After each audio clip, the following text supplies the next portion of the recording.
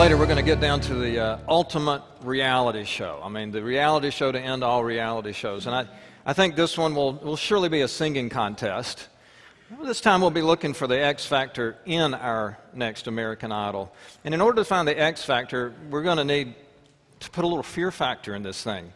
Not spiders and snakes and the usual kind of challenges, but real fear factor. For instance, let's put all the contestants in a big room where they live for several weeks under the watchful eye of Big Brother and make them live with hoarders. I think that would be interesting. There should be at least one bachelor and one bachelorette in this mix that want to get married. Maybe by the end of the season we could have a wedding on Jersey Shore. And if we ever told these contestants what not to wear, they could say deal or no deal.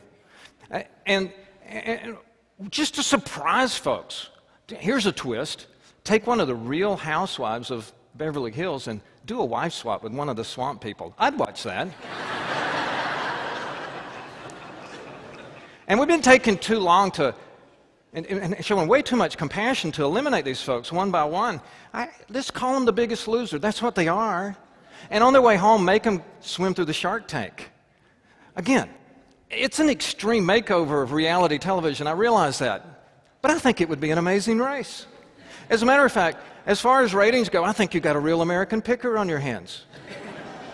And sooner or later, you would come up with a champion, a winner, well, the season that long, you'd have to call him a survivor. But brace yourself. In this real world of ours, when Ryan Seacrest finally steps up to the microphone to announce this winner of this ultimate reality show, he's likely to say, America, here comes Honey Boo Boo. You know, from Nanny 911 to Top Shot, from Dancing with the Stars to Wipeout, we are absolutely awash with reality television in this country. I tried to count all the different reality shows that we've got going on in America. Couldn't do it. Guys at Mythbusters couldn't even pull it off. I got to 450 and just stopped because I kept seeing things that were left out.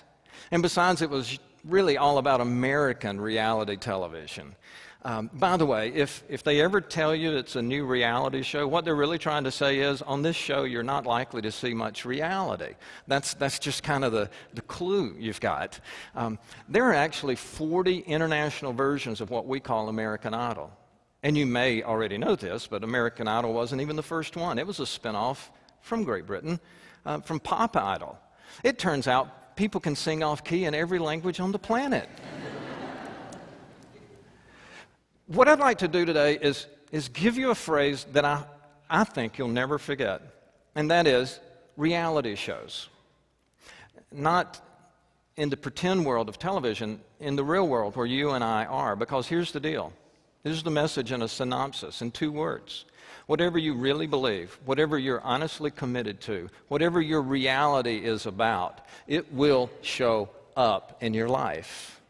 Reality shows. Whatever you really believe in, whatever you're really committed to, it will show up somewhere. And all of us will see it. It won't be fake. It'll be what you do naturally. And it actually applies to where we are today in this final sermon series that we've simply called Everything.